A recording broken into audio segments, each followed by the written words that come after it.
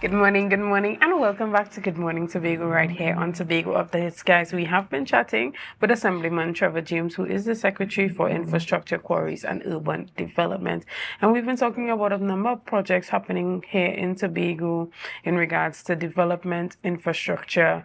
And as we continue our conversation, you spoke a bit about the fact that now that resources are so scarce, you have to utilize members of the division now more than ever before. What type of investments are you making in terms of training for the staff currently?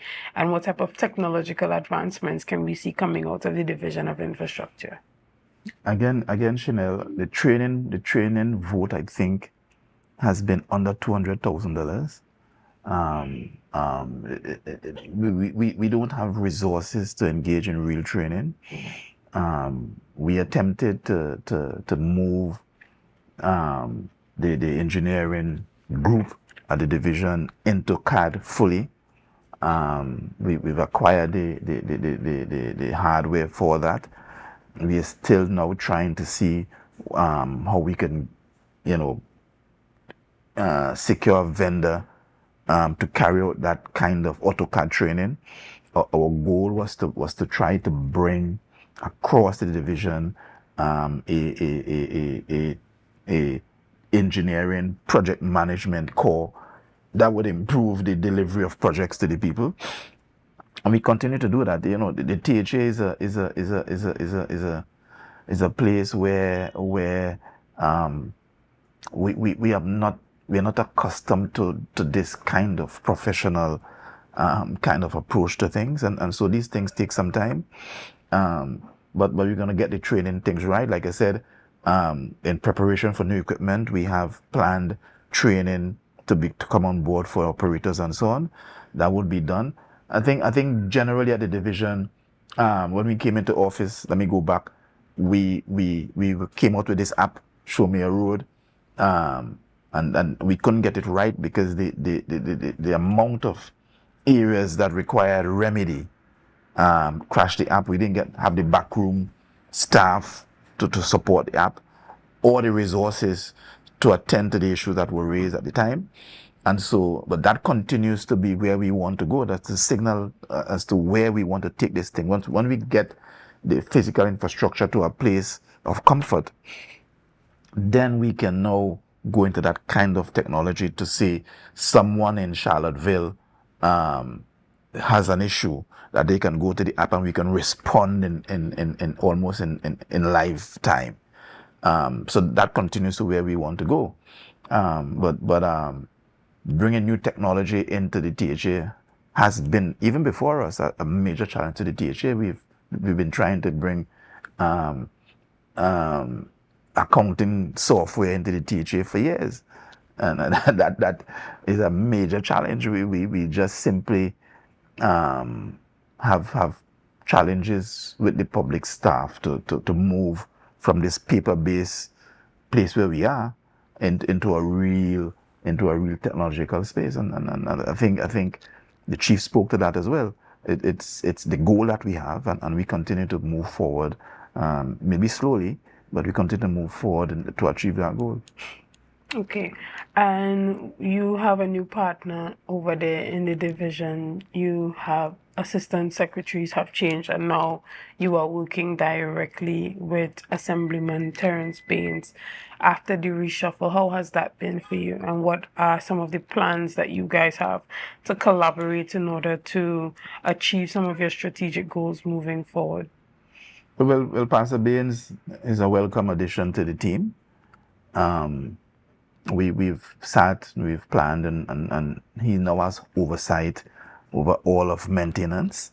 And so hopefully we will see an improvement in the delivery of the various districts under his oversight. He will also become hopefully the face of the division in our outreach to the people.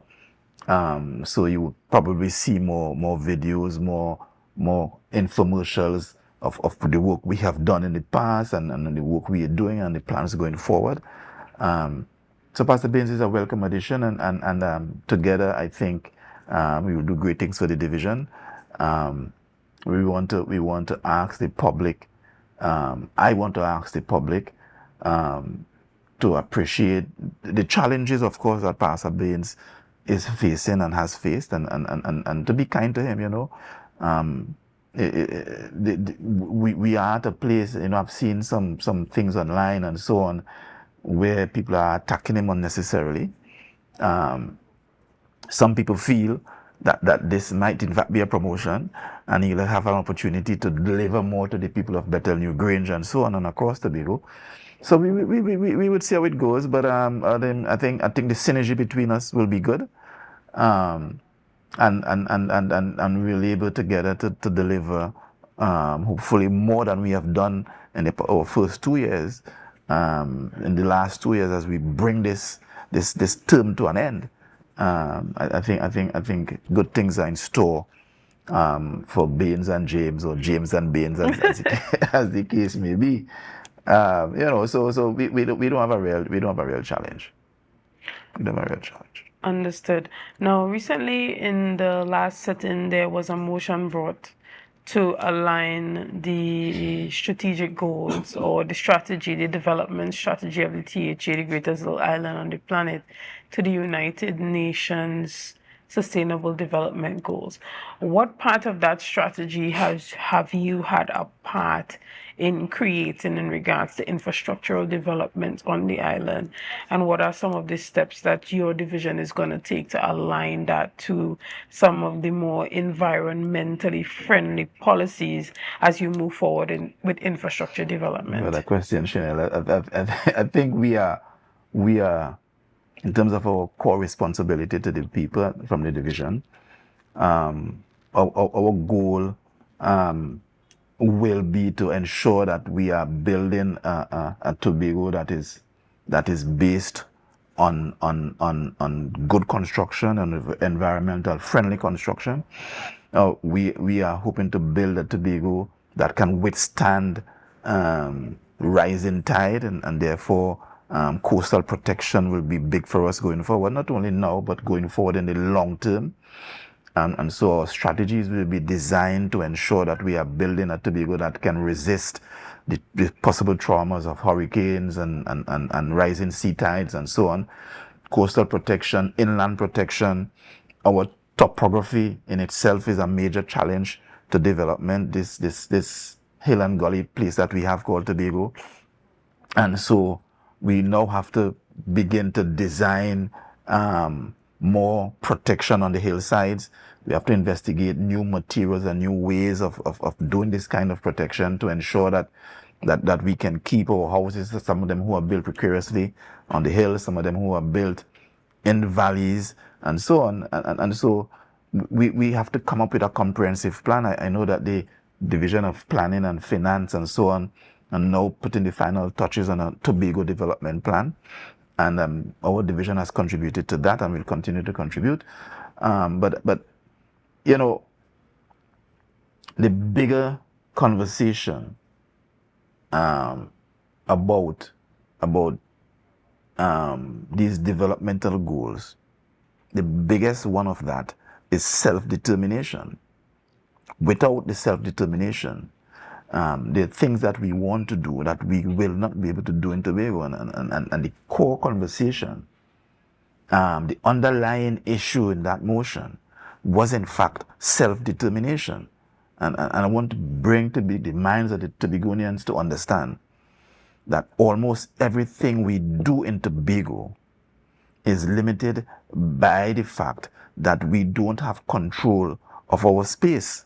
We don't have control of our resources, and we are depending on someone from outside of Tobago to give us authority, which we should have intrinsically within ourselves. And we have to get that right. We've been going to the Parliament since 1978 in this new Tobago. We've been going to the Parliament to try to correct a mistake from 1789, to correct a mistake that was made. And we've been stymied in the Parliament. And once we can get that done, once we can get the Parliament to come to a place where Tobago moves into a different legislative arrangement with Trinidad, that is when you would see us being able to achieve these strategic goals that the UN keep talking about. Excellent. And finally, before we end off this morning's conversation, now you would have indicated about the limited resources that you have within the division. What policies does the division have for dealing with areas or districts or communities or groups of persons who are willing to put forward some of the investment to get, whether it be access roads or their roads resurfaced? What type of policies do you have to partner with these persons who are willing to put out money or willing to put out labor to get the work done? Well, we don't have a written policy per se, but I'm going to state now, any individual, any group, any NGO that wishes to partner with the Division of Infrastructure to effect public works in Tobago, you're welcome to come to us with a proposal and have us look at it. In this time, Shenell, when we've had limited resources, we have open roads from Pala to Veer, and we're coming down the road now. I think we just finished Mason Hall. We've been opening roads for members of the public, because that is what we can deliver now, and we've been doing our best to do those things. If members of the public wish to collaborate with us, we welcome that. If members of the public willing to invest their funds and so on, we welcome that, and certainly we will find a way to assist and to move these kinds of projects forward, because that is what we are here for. The people voted us in, and our goal and responsibility is to ensure that we are serving them. And if the people have ideas of what can be done, I have an open door policy. Text me, call me, send a letter, send a proposal, and we will see what we do. If we have a gentleman who has a property opposite the abattoir in Milford Road, and who came to us with a good proposal to do a coastal protection work to secure his property there, and I just gave approval for that. And we will help supply the armor rock for him and so on, and he will carry out his work, and we'll have our engineers help supervise his work, and he will pay for his work and so on. So we do have persons like that who come forward, and we continue to assist.